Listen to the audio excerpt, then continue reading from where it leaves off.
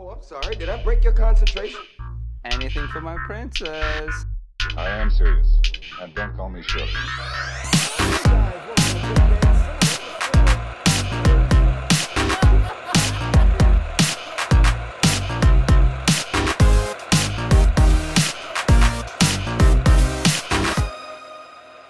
The movie sucked.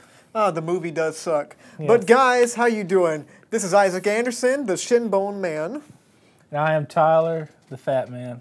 Don't call yourself that. You're better than that. No, it's like from the TV show. Oh, okay. I'm a lawyer. Oh, okay. Well, guys, this is a show called Big Bang Cinema. This is a show where we talk about movie news, movie reviews, and everything in between. And right over here, we got Mr. Christopher, the New Lighting Darkins. How you doing, man? Good. I'm doing good. You doing good? Yeah. Yeah, and Hunter, by the way, is not going to be on the show for a few weeks. He's taking a little bit of time off for himself. Yeah, he's taking time. What a loser. He's going to go visit his family on the oil rig, the federal oil rig. Yeah, absolutely. Yeah. I don't know. Maybe he'll. It's not the state oil rig, but it's the federal oil rig. He shaved his beard. Now he's recovering. But yeah. But yeah, for real, guys. Thank you guys so much for watching. How you guys been doing? I'm doing. Doing? Yeah. How you doing, buddy? Why'd you have to point me while I was yawning? Well, speaking about being tired at the wrong time, Joaquin Phoenix is going to be in a Joker film. Is that what that says? Yes. That's not Jaquan Pahonix. No, that's his cousin. Jaquan Pahonix. Jaquan Pahonix. Joaquin Phoenix. Joaquin Phoenix. It's Jaquan Pahonix. You got to pronounce. Read it the way it says. Okay. How do we say it again? Jaquan Pahonix. Johan Pahonix. Jaquan Pahonix. He's going to be in a Joker movie, and it starts filming this fall. Yeah. And I have to say, I'm actually kind of excited about this. What about you, Tyler? I'm ready to see the first Joker with a hair lip, so I'm excited. Chris, what do you think? I mean, Okay, I'm about to boil down what this is. This experiment to see if they can replace Jared Leto. I think this is a high possibility, but I don't think that's probably true. I don't think it's true. It's probably, if this is well received, it's probably going to happen. Now, see, Joaquin Phoenix is a really, really powerful actor. Like, when you see stuff like when he was in, I wouldn't say so much Gladiator. This is kind of an odd choice for the, trying to pick something with a reference from the Joker.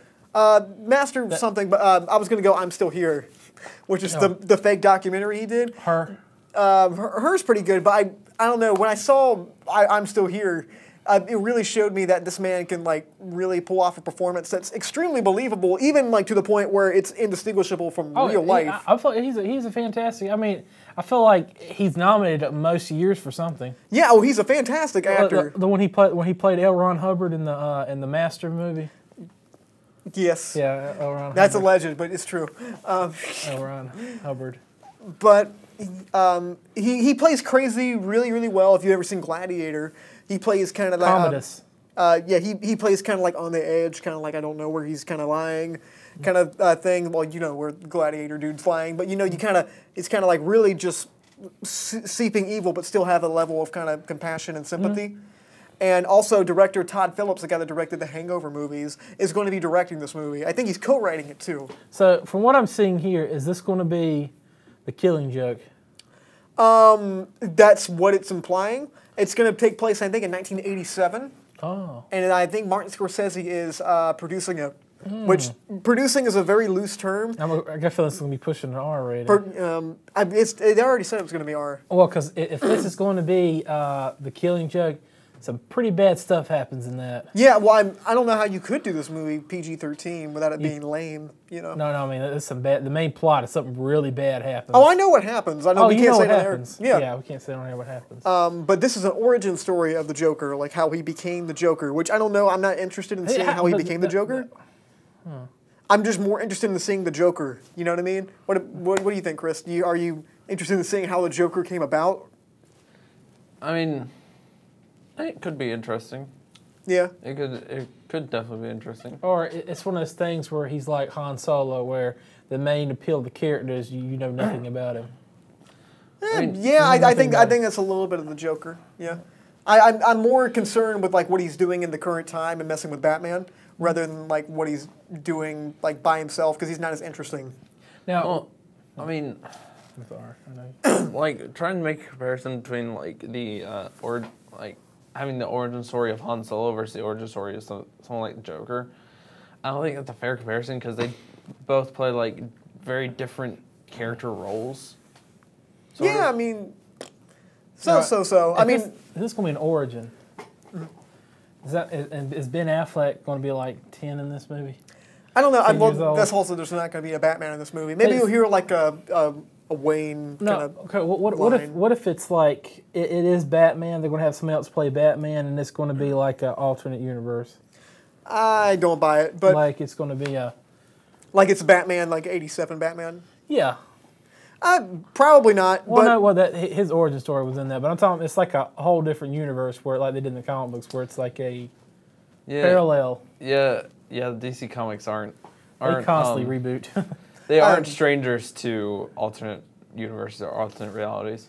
Yeah, I guess so. I'm excited for it, and I guess we're going to see it in just about a year or two, and it'll probably get a 67% in Rotten Tomatoes and sell a decent amount of tickets. But Tyler, what's going up next? Neil Blomkamp, I like to say Blomkamp because Blomkamp sounds a lot better, but Blomkamp is to direct RoboCop reboot. That's right. The same man that was behind District 9 and nothing else? No, Chappie. That's it. The Chappie movie. Like I said, District 9 and nothing else. He did something else that was... Oh, what?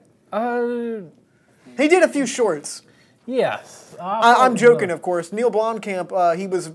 Chris and I were talking a little bit before the show about how he was involved in a Halo reboot.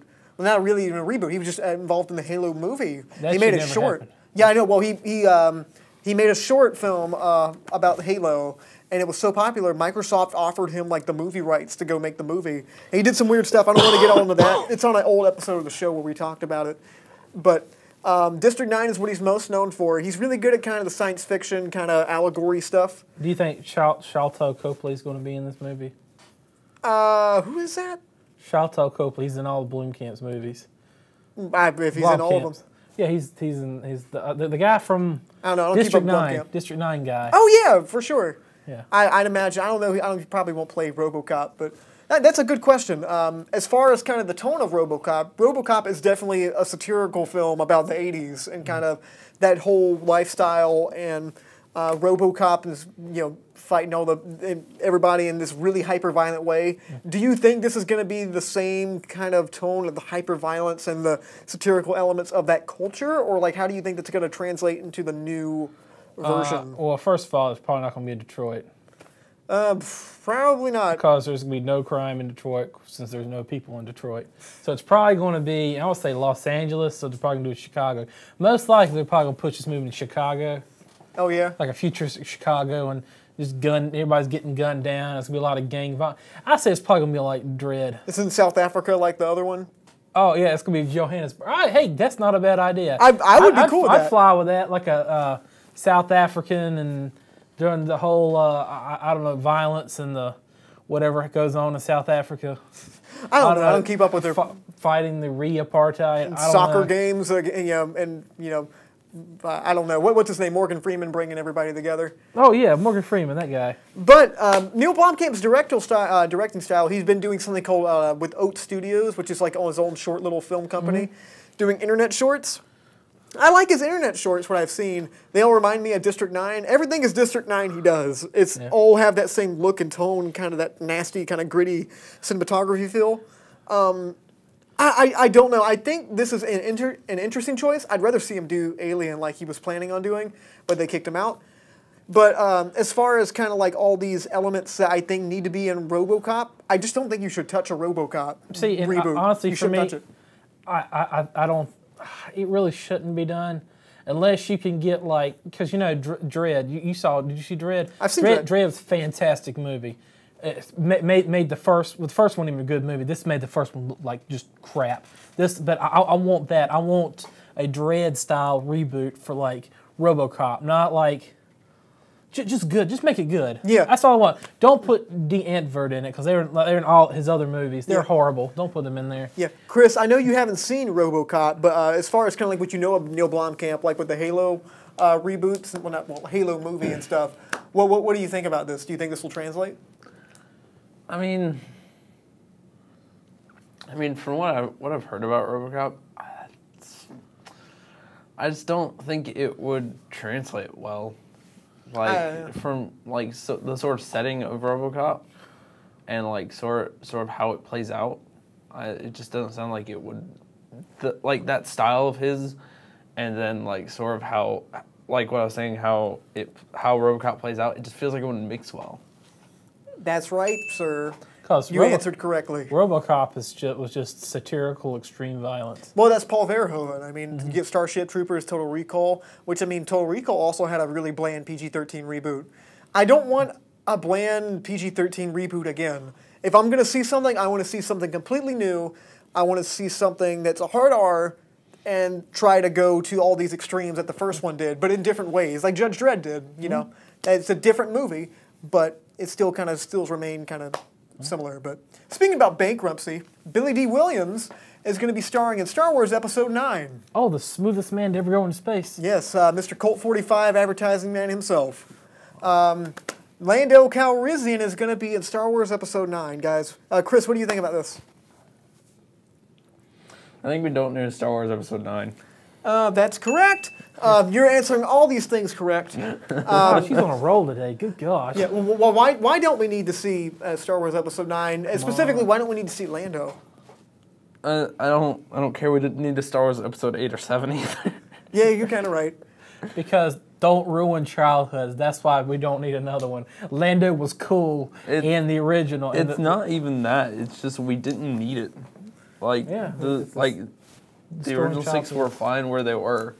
Yeah, Tyler, are you excited at all to see Lando in Episode 9? Not at all, because I left with good impressions of Lando from the original. I just don't want to be ruined with this, because they're probably going to kill him in this. Oh, I mean, I think Age is going to do that. Essentially, people are asking, don't ruin one of the favorite characters in the Star Wars universe. At least Boba Fett is gone. Oh, they'll bring him back somehow. I mean, he's already scheduled for a movie that got canceled. I was hoping they canceled it already. Oh, they did.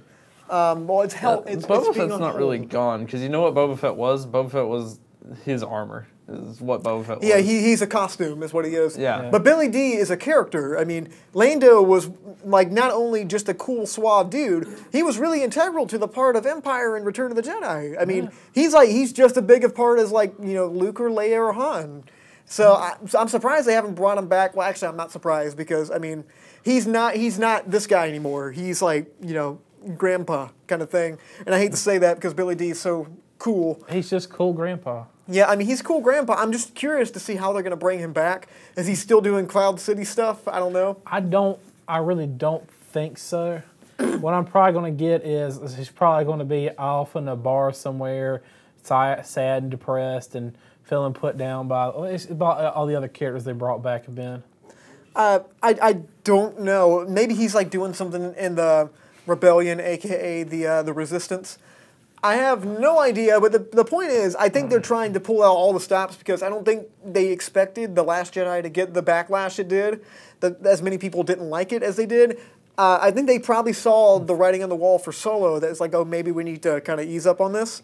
Maybe people didn't people really didn't like Luke dying in this. Let's kill Lando in the next one. Yeah, well, maybe that'll really turn them off. I think they're trying everything in their power to try to rekindle the interest for these Star Wars movies, because it's kind of they kind of built it up to the point where it's the Jenga blocks. They're putting all these little things in there, and they just you know what they need to do to make it more successful? What? Not just rehash the original movies.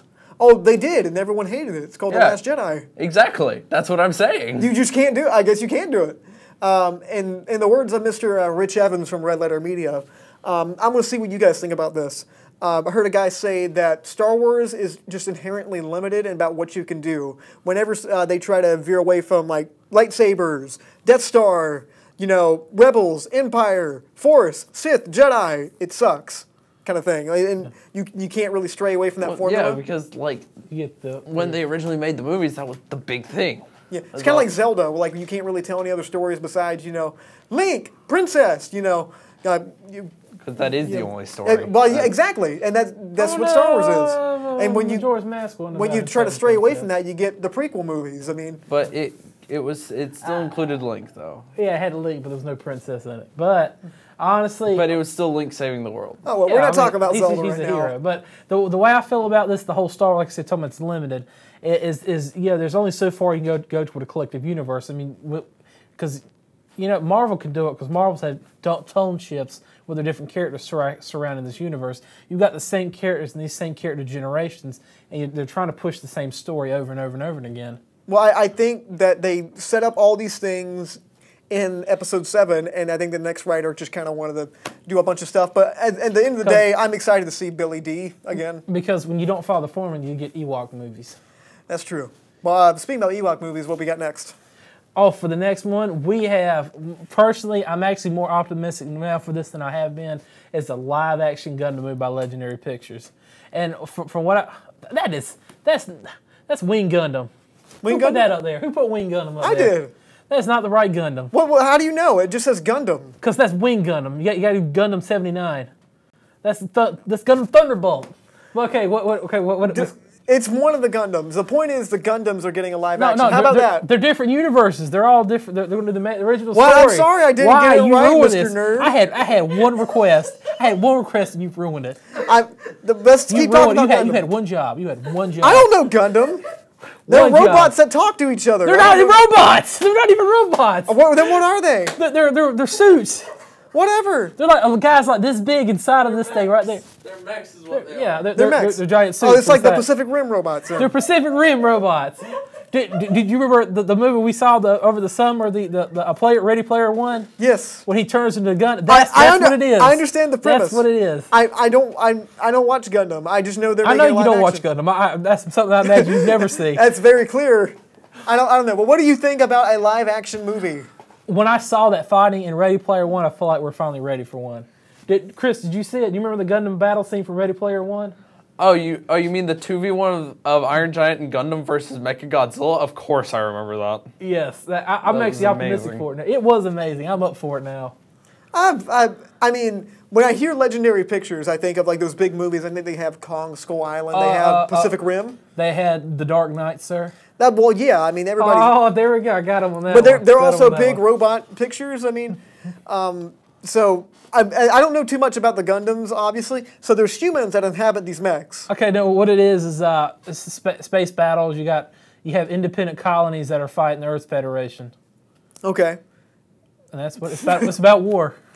Okay, just like my life. And then they started making kind of ridiculous spin-offs for it. That was ridiculous Universal reboots. They got one where they have a giant boxing. They were fighting on Earth to see who would rule the. It's just ridiculous. But the first 3 seasons, the first season's incredible. Okay. Well, as far as a live-action movie with Legendary Pictures, who do you want to see direct a live-action movie, and who do you want to see play the characters? Okay, now if I know this is way too far. This is not going to happen. Minus Steven Spielberg. It's not going to happen, buddy. Okay, second runner-up, I would probably have to say someone who's really good with sci-fi. Probably J.J. Abrams. That's like the two big ones. That like you got Spielberg and Diet Spielberg is what you got. Yeah. That's a joke that I stole. But guys, thank you so much for watching. Chris, do you have any final thoughts on this? Who should direct Gundam? I don't know directors. Who should be Amuro in this? Who? Who should be Amuro Ray in this Channing movie? Tatum. I don't. No, he's a little kid. He's like Channing 16. Tatum. He's like 15 or 16. But guys, thank you so much for watching. Chris, thank you so much for being a part of this. When we come back, Chris, Tyler, and myself are going to do a little fun segment. What is that segment? The Hand That Rocks the Premise. Well, it's going to be something kind of like that. We're going to be right back. It's time to pursue your career in veterinary medicine. Nash Community College now offers an Associate in Applied Science degree in Veterinary Medical Technology. This is your chance to become a registered vet tech and work with a variety of animals. Learn about radiology, client education, animal wellness, treatment, laboratory techniques, anesthesia, and more. Now accepting applications. Call 252-451-8390 or visit nashcc.edu/VMT today. Welcome back to Big Bang Cinema, y'all. My name is Isaac the Shinbone Anderson. I am Tyler the Lemon Drop King. Now, real quick, we talked a little bit about Gundam right before the break. Who do you say should play the main guy? No, the villain. Villain. Char should be Mads Mikkelsen. It's Mads Mikkelsen. Yes. What do you think? Is that's good? That's really good. Jyn Erso's dad. I don't know. But guys, with the number of vehicular manslaughters going up in America, we want to escape into the movies to try to make ourselves feel really nice. So, The Rock is a very popular movie star, and we thought it'd be fun to try to come up with a terrible movie based on a terrible premise and make a terrible box office revenue. So, but let me tell you, he has a bag full of premises that we must pick out. Then we have to pitch the movie for 2 minutes. Yes, exactly. So, I have a bunch of different stupid premises here, and we are going to pick out which ones we want, and we're gonna try to pick out all the different elements of the Rock movie within 2 minutes. Ready? Ready to go? Okay, that's what I got. No, I got two. Okay, you got to pick one. And you got to read it to the audience at home. Okay? Flooded Thai Mountain. Decide the occupation. Okay. The Rock plays a. I'm ready. Go. The Rock plays a former Thai Navy Special Forces, and he has to swim under a cave to go rescue a 15 soccer team children that got inside of a cave and it rain flooded. Okay. And like they bring him out of retirement. They're like, the only person that can do this is you. But he's like off and somewhere in like Bangkok, like in a bar, drunk and depressed, and then he's just like, oh, I don't want to do this, because his best friend died on one cave spelunking mission. So he's depressed and he sees on TV about the children who were suffering loss inside the cave, and then he's just all depressed, and then he finally like sucks it up, and he finally like 20 minutes of the movie. He goes, I'm here to help, and then it's about the struggles of him down in the cave and pulling the children out. Like, he goes in there, he's like, there's like an eel comes out, he's punching the eel, and then he like swims up there. There's like bats, and he's like fighting them, like the 3-foot Thai bats. He's like fighting them, like trying to save the children. And he gets back there, and it turns out that the whole time that the coach, a gentleman back there, who his plan was to get the children caught in the cave, so that he could sacrifice them to his. The cult of Kali. So he has to fight the man. So it's like a whole he's fighting like cult members and stuff in the cave, because it's a small little cave, like 15 kids and like 4 sacrificers in there. One of the kids has already is about to be sacrificed, and they're about to like light him on fire. He like jumps out of the water like 4 feet like a dolphin. He's like, jumps out of the fire, grabs the kid, and like it'd be like the very, the caption for like when they sell for the trailer of the movie is, this summer we're gonna see if rocks really float.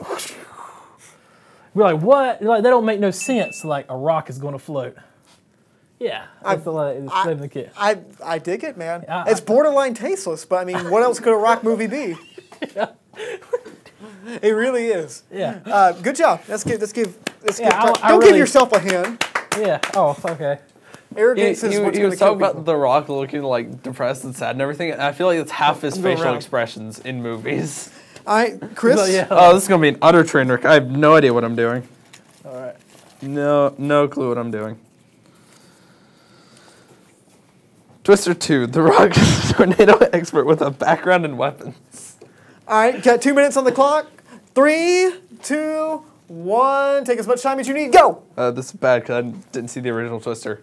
I don't know what Twister is about. Aren't you just a party pooper, Chris? I don't know what the Twister is about. It's about tornado. It's about tornado. The Rock fights a tornado. How about that? Go with it. The Rock has to fight a tornado. Okay. So he's a tornado expert with a background in weapons, and so like the movie starts out, and it's like they discover this huge tornado that just keeps growing and growing and growing and growing. It's not slowing down, and so they have to figure out some way to stop it. And so they call upon and he's part of the team that discovered this tornado, and they're like, does anyone have any idea? And he's like, I have an idea. And so he starts sending his colleagues all across the world to get these different parts, and they go through these trials and tribulations and everything to get these different parts, and they come back and it's like, what are you doing? He's like, I used to be a weapon expert, and he pulls out this like anti-tornado gun that like shoots out a wind current to reverse the tornado. Yeah. To reverse the wind current of the tornado. Yeah. Oh, yeah. That's all I got. I have Okay, 4 that's good extra enough. seconds. That's good enough. I got 30 That's all I thought they put in the script. Yeah, I got 30 exactly. We got 30 seconds. Can I add something to it? Go ahead. He realized when you record a tornado and you play it backwards, the tornado's talking and giving out the next location is going to go.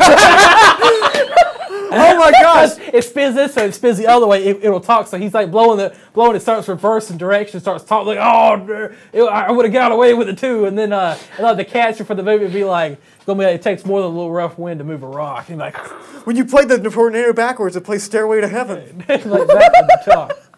and the army's trying to shoot it. He's trying to tell the army don't shoot it because it's bad, and the And bullets ricochet, and it becomes a super tornado. And he's got like a Ford. Oh man, Ford, we gotta stop talking about this. He's got a Ford 450, F450. And he like jumps the tornado inside driving the truck. Okay. Oh, and Drew said that his daughter is like driving the truck with the weapon on the back of it, and he has to save her in the end. Yeah. Okay, so time for me to pick one. I'm very excited. This is really Like fun. I said, mine was a train wreck.